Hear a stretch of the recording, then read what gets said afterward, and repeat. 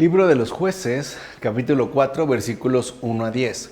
Débora, mujer de Lapidot, era una profetisa que en aquel tiempo juzgaba a Israel. Ella se sentaba bajo la palmera de Débora, que está entre Ramá y Betel, en la montaña de Efraín, y los israelitas se dirigían a ella en busca de justicia. Entonces mandó a llamar a Barak, hijo de Abinoam, de Quedes de Neftalí, y le dijo: Esto es lo que el Señor, Dios de Israel, te ordena. Vete y acércate al monte Tabor. Toma contigo 10,000 hombres de los hijos de Neftalí y de Zabulón, que yo te atraeré a Sísara, príncipe del ejército de Yabín, con sus carros y con toda su tropa hacia el torrente Quizón, y lo pondré en tus manos. Barak le contestó: Iré si vienes conmigo. Si no me acompañas, no iré. Ella contestó: Te acompañaré sin falta, pero no alcanzarás la gloria en esta expedición que vas a emprender, porque el Señor entregará a Sísara en manos de una mujer. Se levantó pues Débora y marchó con Barak a Quedes. Nada es más fuerte que la mujer piadosa e inteligente para corregir al hombre y modelar su alma. La mujer piadosa, con gran magistratura, le exhorta y aconseja con gran amor. De hecho, la mujer tiene mucha fuerza, tanto para lo bueno como para lo malo. Por eso, la mujer debe ser un gran ejemplo para todos, como afirma Juan Crisóstomo en las homilías sobre el Evangelio de Juan. Por otra parte, Madián significa el que pierde el juicio. En efecto, todo aquel que ataca a tu pueblo no piensa en el juicio futuro y en consecuencia se comporta como insensato. Ahora bien, Sísara se interpreta como visión de caballo. En efecto, aquellos que combaten contra tu pueblo no pertenecen a la grey de tus ovejas, sino a la de los caballos, los cuales enloquecen ante las yeguas en celo. Estos caballos están siempre dispuestos al combate, dejándose llevar por su frenético ardor. Y Yabín significa inteligencia. Quien confía en su propia inteligencia y no en la gracia de Dios, se convierte más bien en estiércol de la tierra. En efecto, todos aquellos que se ufanaban de su ejército y fuerza no solo cayeron por tierra, sino que además se convirtieron en estiércol de la tierra, tal y como sucedió con Madián, Sísara y Yabín, como afirma Jerónimo en el Tratado sobre los Salmos. Por último, no desconozcas entonces a Débora, cuya virtud nos mostró la Escritura. Ella no se echó para atrás ante las dificultades, sino que cumplió su cometido perfectamente. En efecto, cuando los judíos eran gobernados por los jueces, ya que no podían ser gobernados con equidad, ni defendidos valerosamente por hombres, y dado que había guerras en diversos lugares, eligieron a Débora para ser gobernados por ella como juez. Y mira que ella sola gobernó en paz y defendió del enemigo a muchos miles. Ciertamente, hubo muchos jueces en Israel, pero antes no existió ninguna mujer juez.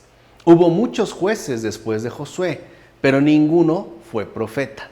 Así pues, el caso de Débora es ejemplar, ya que en ella su juicio está conformado por la sabiduría y fortaleza de Dios. Fíjate bien. Una viuda gobierna pueblos, una viuda conduce ejércitos, una viuda elige jefes, decide guerras y ordena triunfos. ¿Qué nos enseña todo esto? Que lo primordial no es la naturaleza, ya que ella no es esclava de la debilidad. En efecto, no es el sexo lo que hace valerosos a los hombres, sino la virtud. Y lo mismo ocurre con las mujeres. No es el sexo lo que las hace débiles, sino la falta de virtud, algo que quizá hoy en día nos está haciendo mucha falta de tener en cuenta. Y para que aprendas que las necesidades domésticas no se apoyan en la fuerza pública, sino en el bien público que ciertamente se gobierna con la ayuda de la educación doméstica, fíjate cómo Débora trae de su propia casa al hijo para ponerlo como jefe del ejército. O sea que una madre, aunque sea viuda, bien puede formar un gran guerrero con su enseñanza doméstica. En efecto, como madre le enseñó, como juez lo ordenó jefe, como mujer virtuosa y fuerte lo instruyó, y como profetisa lo condujo a conducir la victoria. En resumen, toda la victoria del pueblo dependía de esta gran mujer. Así pues, qué grande es la virtud de esta mujer, a la que el propio jefe del ejército le dice: si tú no vienes, no iré. Qué grande es pues la virtud de una madre, ya que en ella está la victoria. Por eso, precisamente, por pisotear y denigrar la virtud de una madre, nos hemos expuesto a terribles derrotas. Bueno, como dice Ambrosio en Sobre las Viudas. Capítulo 4, versículos 11 a 24. Y el Señor, delante de Barak, desbarató a Sísara, a su ejército y a todos sus carros. El propio Sísara tuvo que descender de su carro y huir a pie. Yael salió al encuentro de Sísara y le dijo: acércate, señor mío, acércate aquí, no tengas miedo. Él se acercó a su tienda y ella le cubrió con una manta. Él le dijo: dame por favor un poco de agua, que estoy sediento. Ella abrió un odre de leche, le dio de beber y le volvió a cubrir. Él le dijo: quédate a la entrada de la tienda, y si alguno viene y te pregunta si hay alguien aquí, dile que no. Yael, la esposa de Heber, tomó una estaca de la tienda y agarrando un martillo, se dirigió sigilosamente hacia él. Apoyó la estaca en su sien y la clavó hasta la tierra. Él, que estaba profundamente dormido por el cansancio, murió. Mientras Barak iba en persecución de Sísara, Yael salió a su encuentro para decirle: ven y te mostraré al hombre que buscas. Se dirigió hacia ella y efectivamente Sísara yacía allí muerto con la espada clavada en su sien. Como ya sabemos, Débora profetizó el resultado de la batalla y fue Yael la que logró el triunfo. Con esto se nos reveló místicamente el nacimiento de la iglesia de entre los gentiles, que intentaba obtener el triunfo sobre el Sísara espiritual, es decir, sobre las potencias adversas. Así pues, no es el pueblo de los judíos, sino Yael, quien consigue la victoria sobre el enemigo. En efecto, el pueblo de los judíos puso en fuga al enemigo, pero no pudo acabar con él con la virtud de la fe. De hecho, podemos decir que debido a su fallo llegó la salvación a los gentiles, y dicha salvación también trajo consigo la victoria sobre los espíritus malignos. En todo caso, la victoria tuvo su comienzo en los antepasados, pero se concluyó en la iglesia. Sin embargo, la iglesia no vence a los poderes adversos con las armas del mundo, sino con las armas espirituales. Solamente estas armas pueden acabar con todo tipo de maldad espiritual. Por eso la sed de Sísara se sació con un vaso de leche, porque él es vencido por la razón, logos, nutricia. En efecto, lo que para nosotros es una comida saludable, en la potencia adversa provoca una enfermedad mortal. Así pues, las armas de la iglesia son la fe y la oración que vencen siempre al enemigo. En verdad, según el sentido místico, la milicia de la fe es la victoria de la iglesia, como afirma Ambrosio en esta bella exposición en Sobre las Viudas. Yael, es decir, la mujer extranjera, de quien la profetisa dijo que la victoria estaría en manos de mujer, es figura de la iglesia, ya que en efecto está compuesta de naciones extranjeras.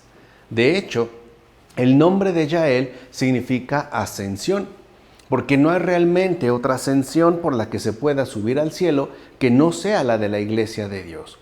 Ella es la que, mientras asciende de las realidades materiales a las espirituales y de las terrenas a las celestiales, mata a Sísara, que simboliza los vicios mundanos, tan desbocados como un caballo. Y lo mata con una estaca, es decir, lo derriba con el poder y la destreza del madero de la cruz. Y no sin razón se describe la acción de haberlo traspasado en su sien, pues de ahí brotan, o sea, de su inteligencia retorcida, toda insinuación a la maldad. Así pues, Yael, figura de la iglesia, es la que finalmente entrega el sueño eterno a Sísara, rey de los vicios, como afirma Orígenes en las homilías sobre jueces. Y es muy importante de tener en cuenta que en efecto el demonio es eso, una inteligencia retorcida, la cual es vencida por medio de la cruz del Señor. Por último, con este pasaje se nos deja en claro que los grandes acontecimientos son obra de Dios. En efecto, solo Él ha realizado grandes acontecimientos por medio de algunas personas humildes, con el fin de que la obra realizada por la mano del cielo no fuera atribuida a la fuerza humana. Ciertamente, por eso fue abatido el jefe Sísara por Débora, a pesar de haber hecho temblar al ejército israelita. Afirma Salviano el presbítero sobre el gobierno de Dios. Bueno, capítulo 5, versículos 1 a 31. Aquel día, Débora y Barak, hijo de Abinoam, cantaron así: Cuando se sueltan las cabelleras en Israel y el pueblo se apresta voluntario, bendecid al Señor. Reyes, escuchad. Príncipes, prestad atención. Voy a cantar al Señor. Voy a entonar un himno al Señor, Dios de Israel. Arriba, arriba, Débora. Arriba, arriba, canta tu canción. Levántate, Barak, apresa a tus cautivos, hijo de Abinoam. Los que vivían aislados acudieron a sus príncipes. El pueblo del Señor se presentó con sus esforzados. En realidad, la que canta, abeja tiene que ser, pues su obra es de tal naturaleza que tanto los reyes como la gente corriente la usan para curar. Débora efectivamente significa abeja, aunque también canta con ella Barak, que significa fulguración.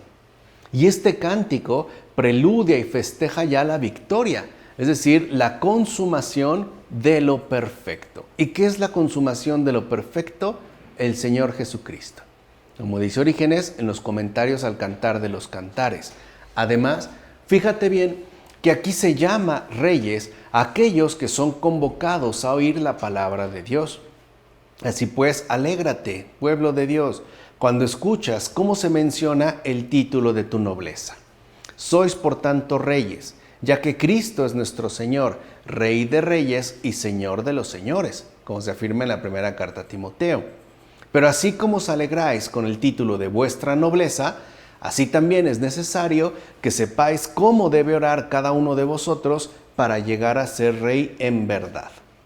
Mira, el hecho de que Cristo reine en ti es lo que hace que seas rey de todo, ya que uno es llamado rey si de hecho reina. ¿En qué consiste entonces tu reinado? En que Cristo reine en ti. Es decir, si en ti reina el alma y el cuerpo obedece, si pones bajo el yugo del Espíritu las concupiscencias de la carne, y si dominas toda clase de vicios con los frenos de la sobriedad, entonces, con toda razón, se dirá de ti que eres rey. De hecho, cuando hayas llegado a ser de este modo, entonces serás llamado dignamente rey, pues es Cristo quien reina en ti. Un reinado que no le debemos negar al Señor en estos tiempos, como afirmó Orígenes en las homilías sobre jueces. En todo caso, arriba Débora, aumenta la justicia y confirma al pueblo. Levántate para gloria de Dios y salvación de la gente. También tú, Barak, y apresa a tus cautivos. Levántate y preséntate como Moisés, a quien también se le dijo, ponte junto a mí. Así pues, recobra tus fuerzas y levántate. Levántate y di, el Señor es mi fuerza. Tú y Débora, hombre y mujer, animen a la gente frente a sus enemigos, es decir, enséñenles cómo debe obedecer el alma a Dios. Y esta es una tarea que corresponde tanto al hombre como a la mujer, el enseñarle a la gente cómo debe obedecer el alma a Dios. La tarea es ardua, pero no desfallezcan, pues siempre les acompaña la miel del Espíritu, la cual sana las heridas y endulza nuestros esfuerzos, como afirma Procopio de Gaza en el comentario sobre Jueces. Capítulo 6, versículos 1 a 10. Los israelitas hicieron el mal a los ojos del Señor, que los entregó en manos de Madián durante 7 años. Madián trató a Israel con mano dura. Ante su acoso, los israelitas se valieron de las cavernas, cuevas y guaridas que hay en las montañas. La tierra está en paz mientras el pecado está en sosiego. Por eso se dice que la tierra se perturbó cuando los pecados comenzaron a remover y a desordenar las almas de la gente. En efecto, los israelitas hicieron el mal a los ojos del Señor y Madián cayó sobre ellos durante 7 años. Esto sucedió cuando los israelitas comenzaron a despreciar los mandamientos divinos. En tal caso, los enemigos se hicieron más fuertes y más vigorosos. Ahora bien, contra aquel primer pueblo, los que se levantaban contra él eran enemigos corporales. Pero contra nosotros, que somos llamados el Israel según el Espíritu, se levanta más bien un enemigo espiritual. Este aparece siempre cuando despreciamos los preceptos de Cristo. En efecto, cuando esto sucede, se forma contra nosotros un grupo más fuerte de demonios que desata su furia. ¿Por qué sucede esto? Porque a través de nuestro desprecio quedamos separados de la gracia de Dios. Algo que deberíamos de meditar en torno a nuestra situación actual, como afirma Orígenes en las homilías sobre Jueces. Capítulo 6, versículos 11 a 18. Vino un ángel del Señor y se sentó bajo la encina que había en Ofrá y que pertenecía a Joás, de los Abiezer. Mientras Gedeón, su hijo, desgranaba el trigo en el lagar para esconderlo de Madián, el ángel del Señor se le apareció y le dijo: El Señor está contigo, valiente. Cuando Gedeón estaba desgranando el trigo en el lagar bajo la encina, recibió el oráculo de liberar al pueblo de Dios de los poderes extranjeros. Esto no tiene nada de extraño, ya que, encontrándose a la sombra de la que ya entonces era la Santa Cruz, y por ende la venerable sabiduría, con Gedeón se anunciaba la separación del grano de la paja inútil. Recuerden que estaba en esto precisamente Gedeón. Estos granos de trigo, probados como por la vara de la verdad y despojándose por lo tanto de todo lo superfluo, se reúnen en la iglesia como en el lagar. En efecto, la iglesia es el lagar de la fuente eterna, como afirma Ambrosio en el Espíritu Santo. En todo caso, también podemos ver que a través de Gedeón se anunciaba ya el misterio de la futura encarnación. En efecto, con la encarnación se abandonaron los excesos del hombre viejo, es decir, la inutilidad de todas sus obras, y apareció la fuente eterna de la vida celestial, como afirma Cesario de Arles en un sermón. Capítulo 6, versículos 19 a 24. Gedeón fue a preparar un cabrito y unos panes ácimos con un efá de harina. Luego, colocando la carne en un canasto y la salsa en una cazuela, se lo llevó hasta debajo de la encina y allí se lo ofreció.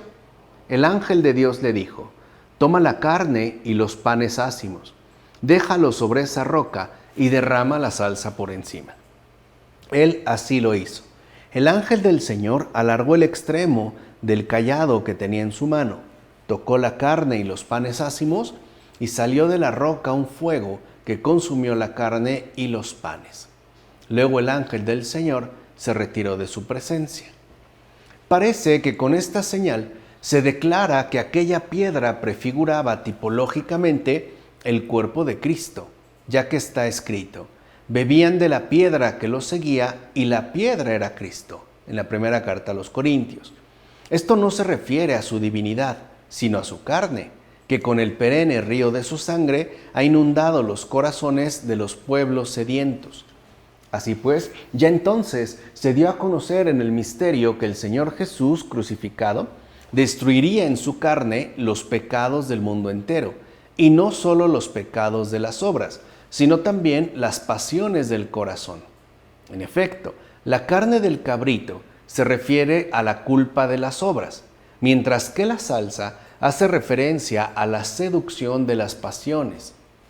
Y aquello de que el ángel extendió la vara y tocó la piedra de donde salió fuego, indica que la carne del Señor, llena del Espíritu Divino, consumiría con su pasión todos los pecados de la naturaleza humana. Por eso dijo el Señor Jesús: he venido a traer fuego a la tierra, en el Evangelio de Lucas. Así dice Ambrosio en el Espíritu Santo. Por último, el pecado arrancado no solo es el de las obras, sino también el del pensamiento. Por eso Gedeón separaba en aquel entonces el trigo de la paja.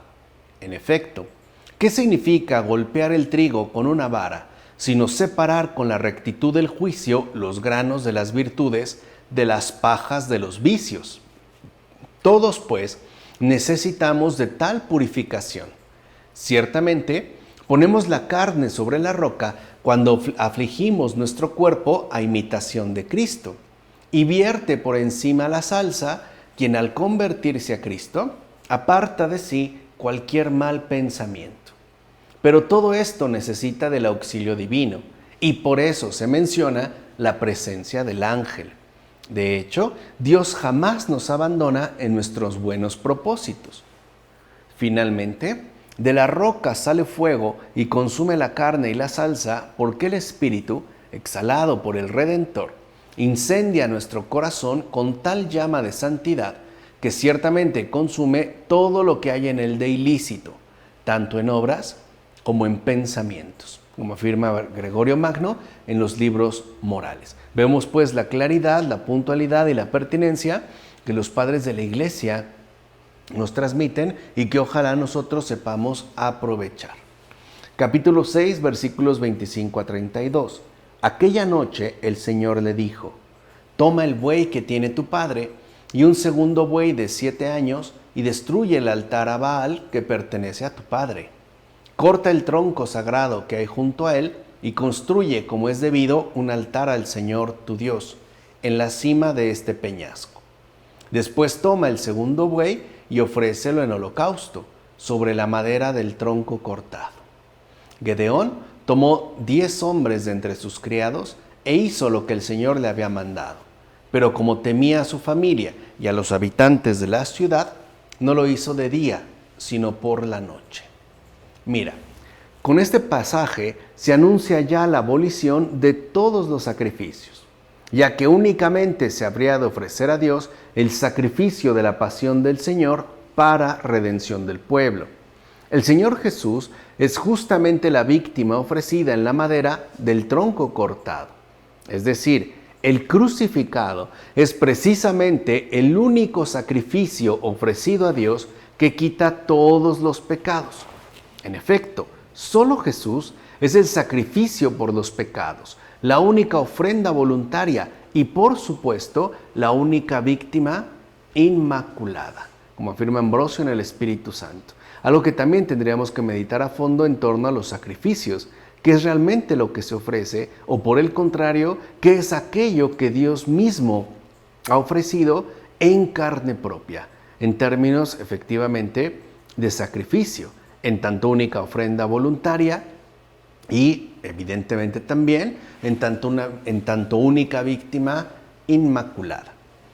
Capítulo 6, versículos 33 a 40.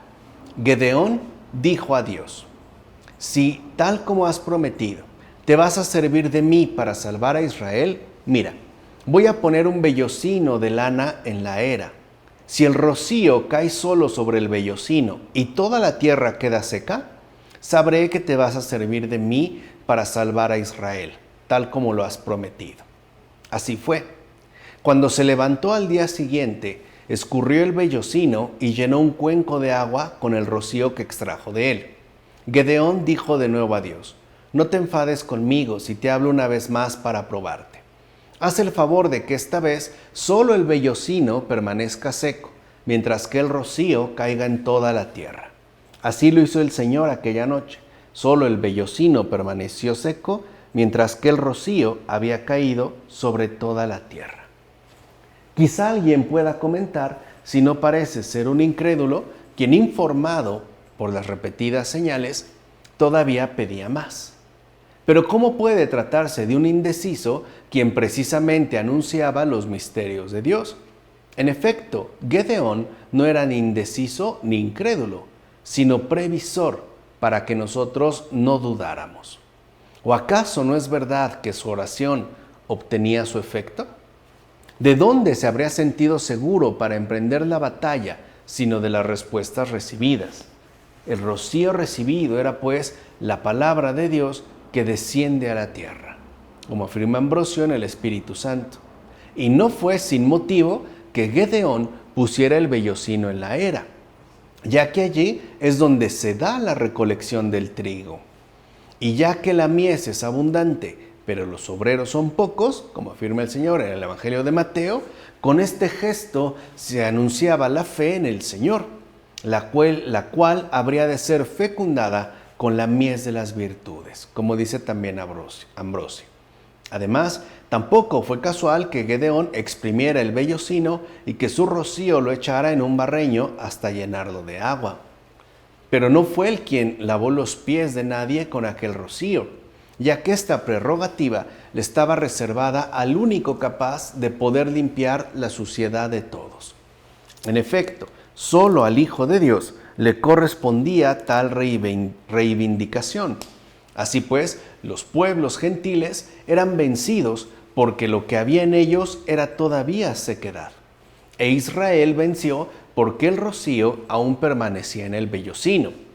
Pero acudamos al Evangelio y veamos toda la verdad. Allí leo que mi Señor se despoja de su vestido y se ciñe una toalla, echa agua en un barreño y lava los pies de sus discípulos. Aquel rocío celestial era pues esta agua. De fondo se profetizaba entonces lo siguiente: el Señor Jesús lavaría los pies de sus discípulos con aquel rocío celestial, como afirma Ambrosio en el Espíritu Santo. Así pues, lo que hizo aquel Gedeón tenía por meta a Cristo. En efecto, Gedeón pidió un signo al Señor, el cual consistía en colocar un vellocino en la era y que lloviendo solo se mojase él, quedando seca la era. Pero también le pidió al Señor el signo contrario, es decir, que mojándose la era al llover, quedase solo el vellocino seco. Esto simbolizó que el primer pueblo de Israel, como el vellocino seco, colocado en la era, es decir, en medio del orbe de la tierra. Por tanto, el mismo Cristo descendió como lluvia sobre el vellocino, estando aún seca la tierra. Y por esto dijo: no he sido enviado sino a las ovejas que perecieron de la casa de Israel, en el Evangelio de Mateo. De allí eligió a la madre de la que había de tomar la forma de siervo en la cual apareció a los seres humanos. Y de allí tomó también a sus discípulos. Estos, cuando fuese tiempo de llover sobre la era, también irían a las otras ovejas, las cuales no provenían del antiguo pueblo de Israel, ya que, como dijo el Señor, también tengo otras ovejas que no son de este redil, y también tengo que traerlas para que haya un solo rebaño y un solo pastor, así en el Evangelio de Juan. De este modo descendió la lluvia sobre el vellocino, quedando aún seca la tierra. A final de cuentas, habiendo quedado seca de la gracia de Cristo la nación judía, fue inundado todo el orbe en todas las gentes por las nubes llenas de la gracia cristiana. Así pues, creo que la nación judía fue simbolizada bajo el nombre de vellocino, o porque había de ser despojada de la autoridad de la enseñanza, como se despoja a la oveja de su vellocino de lana, o bien porque retenía en lugar secreto la misma lluvia, la cual, llegado el momento, sería derramada sobre todo el orbe, como afirma Agustín en las narraciones sobre los Salmos. Y algo aquí creo que es importante de tener en cuenta. Mediante este gesto, con Gedeón, se reconoce cómo el obrar de Dios, en un primer lugar, se concentra en un lugar particular, el vellocino, es decir, el pueblo judío, derrama su gracia y toda la tierra alrededor está seca. Pero después, como el propio Gedeón también lo muestra, ocurre lo contrario. Es decir, la tierra se humedece, se llena de la gracia del Señor, mientras que el vellocino permanece seco. Y es que, como el propio Jesús dijo, los primeros serán los últimos y los últimos serán los primeros.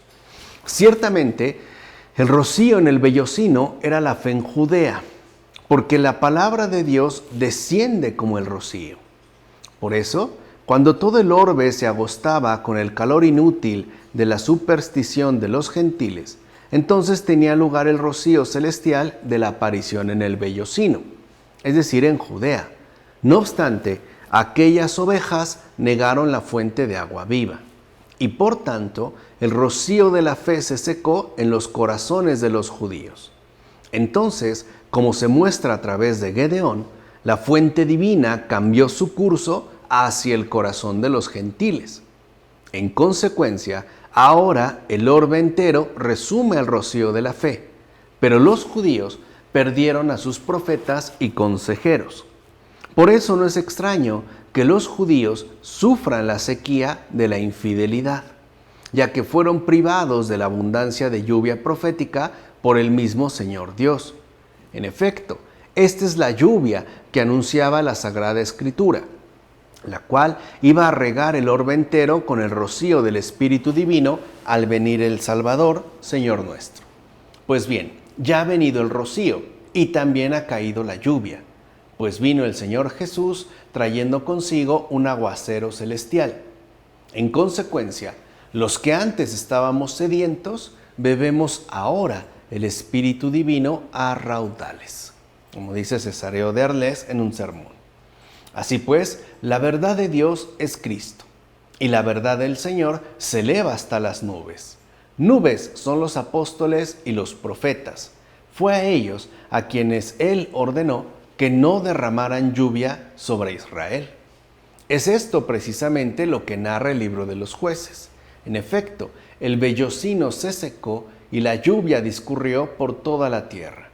De hecho, lo que se quiere dar a entender es lo siguiente: Israel se secó y la lluvia de la gracia se extendió por el orbe entero a través de los discípulos del Señor Jesús, como afirma Jerónimo en el Tratado sobre los Salmos. Sin embargo, ahora hay personas que se dicen cristianas, pero semejantes a los judíos de antaño, no siguen de corazón a Dios. Una cuestión muy importante para nosotros y a la cual debemos atender. Es más, ignoran la justicia del Señor y hasta pretenden seguir la suya propia. Y esto sucede ahora en que la gracia de Dios se muestra al descubierto. Ahora que se revela después de haber estado como oculta en el vellocino. Mira al Antiguo Testamento y ve cómo la nación judía está como vellocino seco, mientras que todo el orbe está lleno de gracia y de gracia manifiesta. Qué lamentable que algunos ensombrezcan la gracia puesta al descubierto. Qué desgracia que algunos hermanos nuestros se empeñen en negar la gracia que nos ha sido concedida. Mira bien, los judíos tienen disculpa, pues se relacionaron con la gracia aún oculta. ¿Y los cristianos? ¿Bajo qué pretexto han de ser enemigos de la gracia del propio Cristo? ¿Por qué somos tan desagradecidos? ¿Por qué somos tan ingratos con tanta gracia concedida? Como afirma Agustín en los sermones. Me parece que son preguntas que llegan hondo en estos tiempos a nuestros corazones, si es que nos decimos cristianos. ¿Bajo qué pretexto hemos de ser enemigos de la gracia del Señor? ¿Por qué somos tan desagradecidos? O sea, ¿por qué somos tan ingratos, con tanta gracia concedida? ¿Por qué nos comportamos de la manera en la cual lo hacemos, aún llamándonos cristianos? Y eso que, como han dicho los padres de la Iglesia, la gracia se ha puesto ya de manifiesto. Por último, con razón comparamos a María, que concibió al Señor de tal manera que lo absorbió con todo su cuerpo, con una piel. En efecto, ella, como aquella piel, no permitió ningún tipo de división, sino que, flexible por la obediencia, obedeció en todo según su constancia en la santidad. Con razón, repito, es comparada a una piel la Virgen María, ya que de su divino fruto se tejen para todos los pueblos vestidos de salvación. En verdad, María es una piel, ya que de su tierno seno salió el Cordero, el cual, llevando consigo también la lana materna, es decir, la carne, con su suave piel cubrió las heridas de todos los pueblos. En efecto, toda herida producida por el pecado es cubierta con la lana de Cristo. De hecho, hasta se caldea con la sangre de Cristo y se reviste con la ropa de Cristo para recuperar la salvación, como afirma Máximo de Turín en los sermones. Capítulo 7, versículos 1 a 8. Jerubbaal, es decir, Gedeón, se levantó con toda la tropa que lo acompañaba y acampó junto a En-Jarod. El campamento de Madián estaba en el valle, al norte del alto de Morá. El Señor dijo a Gedeón: te acompaña una tropa demasiado numerosa para que Madián sea puesto en sus manos.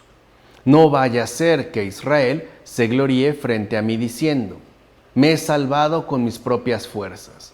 Así que se habla de modo que todo el pueblo te escuche y diles: quien tenga miedo o esté tembloroso, que se vuelva y baje enseguida del monte Gilboa. Se retiraron de la tropa 22,000 y quedaron 10,000. Gedeón hizo bajar a toda la tropa al agua y el Señor le dijo: a todo el que beba el agua lamiéndola con su lengua, como hacen los perros, lo pondrás en un sitio. Y a todo el que se incline sobre sus rodillas para beber, lo pondrás en otro. El número de los que bebieron agua lamiéndola con su lengua fue de 300. Todo el resto de la tropa se inclinó sobre sus rodillas para beber, acercando sus manos a la boca. Y dijo el Señor a Gedeón: con los 300 hombres que han bebido lamiendo, os salvaré.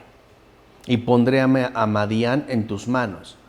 Todos los demás que se marchen, cada uno a su sitio. Que a Gedeón se le indicara ir a combatir contra miles de bárbaros con un pequeño ejército, tuvo el siguiente propósito: que no pudieran reclamar aquella victoria como suya porque provenía del cielo. Que escuchen esto todos los presuntuosos, que lo oigan con toda claridad los grandes de este mundo. ¿Quién en efecto será capaz de proclamar que sea salvado por sus propias fuerzas? ¿Acaso hemos de blasfemar contra Dios también nosotros? Todo el que afirme poder salvarse con sus propias fuerzas habla contra Dios, como afirma Salviano el presbítero en Sobre el gobierno de Dios. Por otra parte, ¿no clama hoy también nuestro Señor Jesucristo, príncipe de nuestro ejército, a sus soldados diciéndoles: si alguno tiene miedo, que no venga entonces a mis batallas? Esto es, en efecto, lo que con otras palabras afirma cuando dice: quien no toma su cruz y me sigue, no es digno de mí, como afirma el Señor en el Evangelio de Mateo. ¿Acaso no es evidente que con esto Cristo mismo separa de su campamento a los miedosos de los valerosos? Pero que no os desvíe del camino de la vida tal advertencia, ya que dicho camino no pide nada que sea imposible. Como afirmó Orígenes en las homilías sobre jueces. Recuerden que en este momento el antiguo pueblo de Israel está aprendiendo a permanecer fiel al Señor, a invocarle, a contar con su auxilio y sobre todo a recibir su gracia de manera constante, cosa que no es imposible de hacer. Así pues, los que bebieron doblando las rodillas fueron quitados de la batalla. En las aguas se significa la doctrina de la sabiduría. Esta doctrina requiere la recta operación y por ende la plena rectitud. Así pues, en el doblar de rodillas está significada la disolución de las obras y por ende la anulación del cumplimiento. En efecto, los que llevan a Cristo por capitán son todos aquellos que demuestran con sus obras lo que anuncian por la boca. Hay una rectitud, hay una coherencia. Son estos los que sacan espiritualmente los arroyos de la doctrina sin inclinarse mundanamente a las obras malas, como afirma Gregorio Magno en los libros morales. Ahora bien, en este caso se habla de perros que son alabados, no detestados. Se habla pues de perros que son fieles a su Señor y que asimismo ladran en defensa de la casa contra los enemigos. Por eso no se dice que fueran alabados sus dientes, sino su lengua, pues con ella anuncian la verdad que ciertamente custodian, como afirma Agustín en las narraciones sobre los Salmos. No seamos, por tanto, de aquellos perros mudos que no saben ladrar y les gusta más bien dormir. En efecto, los perros buenos velan y ladran por la casa y por el amo, por el rebaño y por el pastor. Gracias a Dios, la Iglesia también cuenta con tal tipo de perros fieles y obedientes cuya lengua no se paraliza. como afirma Agustín en una de sus cartas. No olvidemos que al gran Santo Domingo de Guzmán también le llamaban perro, ¿no? Y que justamente se señalaba ya su nacimiento como un perro, cuya lengua no se paraliza. En todo caso, así como la entrada de Noé en el arca prefigura la perfección de la vida de fe de quienes reciben los sacramentos de la Iglesia por la gracia de un don celestial perpetuo, así se simboliza también con este grupo reducido de 300 a los que sirven fielmente al Señor hasta la muerte. Así pues, con el ejemplo de Gedeón y sus 300 hombres, se nos dice que sí podemos salir vencedores de las adversidades del mundo y de nuestros propios vicios con ayuda del Señor, es decir, con la fe en la cruz del Señor, como afirma Beda, desde el principio del Génesis hasta el nacimiento de Isaac. Capítulo 7, versículos 9 a 25. Cuando llegó Gedeón, un hombre estaba contándole a otro un sueño. He tenido un sueño en el que una hogaza de pan de cebada iba rodando por el campamento de Madián. Llegaba hasta esta tienda y chocaba contra ella levantándola por los aires hasta desplomarse en el suelo. El otro le respondió: esto no es sino la espada de Gedeón, el hijo de Joás el israelita, pues Dios ha puesto en su mano a Madián y todo este campamento. Cuando Gedeón escuchó la narración de ese sueño y su interpretación, se postró. Después regresó al campamento de Israel diciendo: levantaos, que el Señor ha puesto en vuestras manos el campamento de Madián. Gedeón llegó, junto con los 100 hombres que lo acompañaban, al extremo del campamento al comenzar el turno de guardia de la medianoche, cuando se estaban cambiando los centinelas. Entonces tocaron las trompetas mientras hacían pedazos los cántaros que llevaban en sus manos.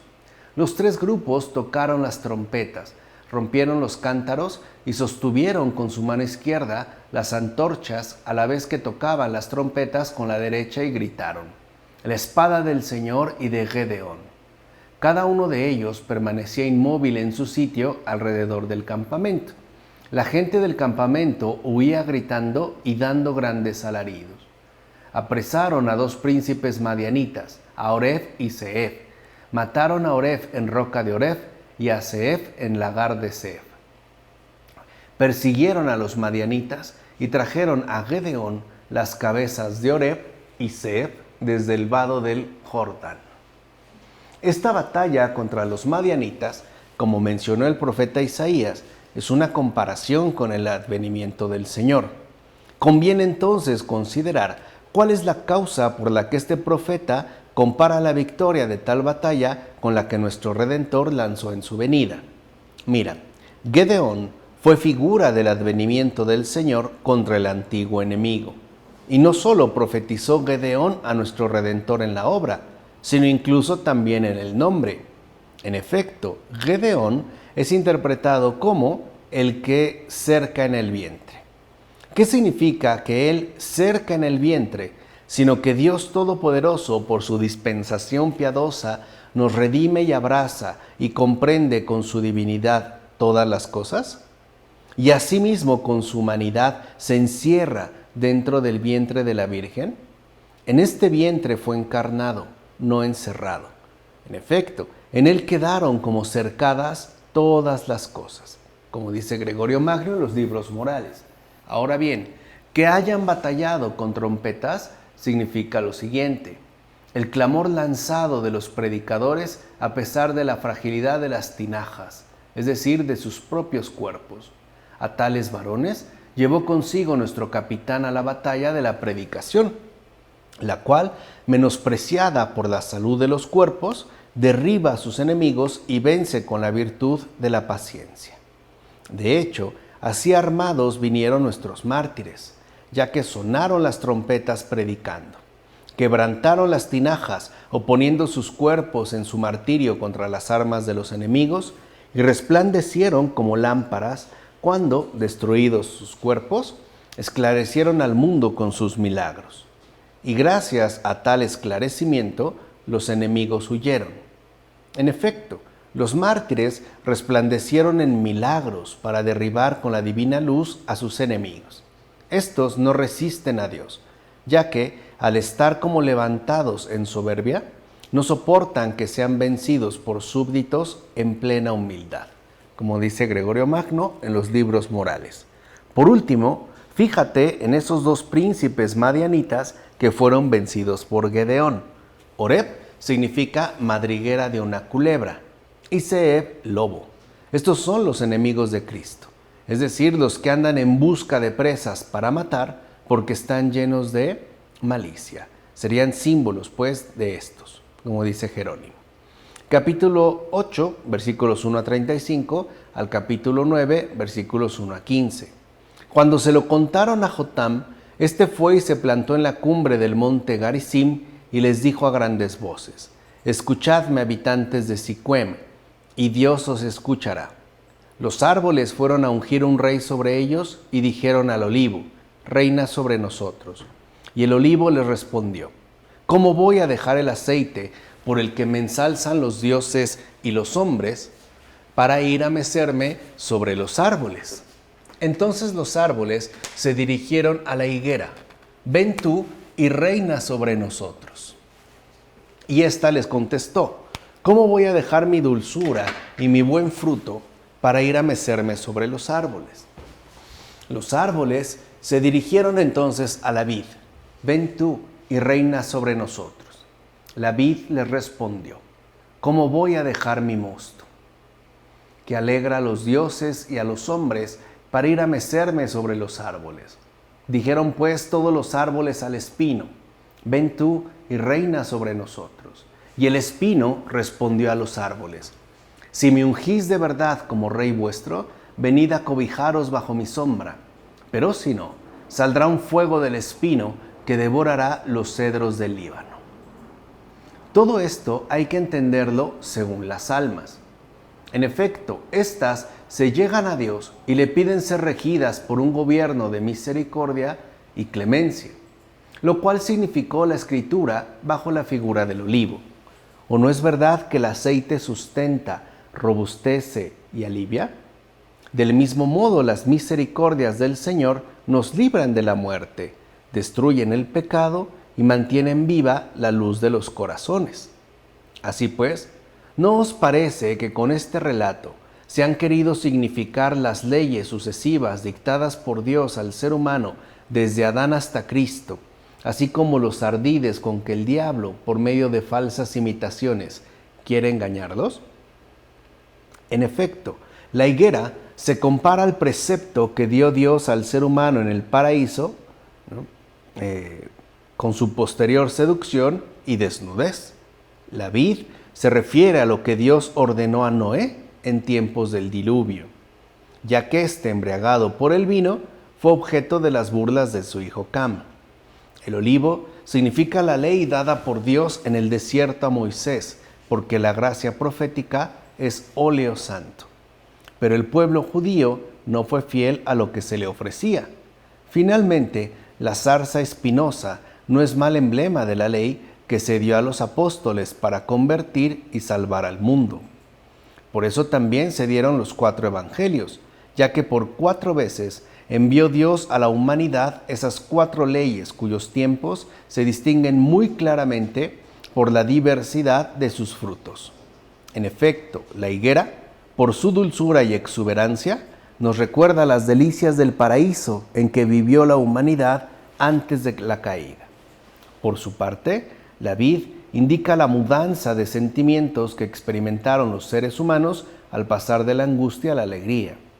Y el olivo, que por la naturaleza de su aceite designa la misericordia de Dios, ya que de nuevo toleró con gran paciencia a los seres humanos después del diluvio y hasta les dio, a pesar de todas sus aberraciones y desvíos, la ley en el Sinaí. Y, finalmente, cuando parecía que este aceite se extinguía, Dios mismo reavivó con nuevo aceite la luz de la virtud, es decir, por medio de la fe derramada en los corazones por el Espíritu Santo, como afirma Metodio en el banquete. Pues bien, vamos a dejarle hasta aquí. En nombre del Padre, del Hijo, del Espíritu Santo. Amén.